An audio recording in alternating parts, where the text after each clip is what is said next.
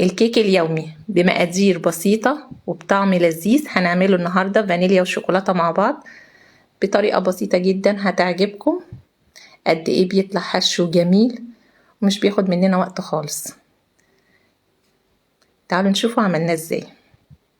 في شفشق الخلاط هنزل ب3 بيضات بدرجة حرارة الغرفة، عليهم ربع معلقة صغيرة فانيليا سايلة او كيس فانيليا باودر، عليهم معلقة بشر برتقان، عليهم كوب سكر،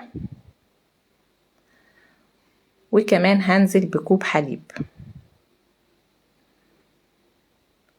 هضربهم مع بعض كويس، وبعد ما يتضربوا هنزل بمعلقة صغيرة خل، وبعد كده ب3/4 كوب زيت هنزل بيه سرسوب كده شوية بشوية لحد ما الخليط بيتقل معايا. هنا بقى عندي كوبايتين دقيق، عليهم معلقة كبيرة بيكنج باودر وذرة ملح كده صغيرة، بقلبهم مع بعض وبنزل بقى ببولة بالخليط السائل، وهنزل بقى بالدقيق شوية بشوية كده بمصفى مع التقليب في حركة دائرية واحدة.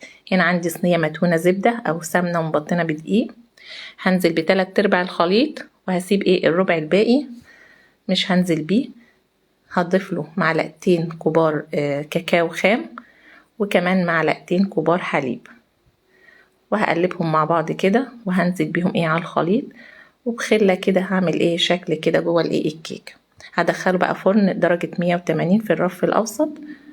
بعد نص ساعة بختبرها، وبعد ما بتبرد بقلبها كده وبقطعها. قد ايه جميلة وهشة وكمان طعمها لذيذ، هتعجبكم جدا.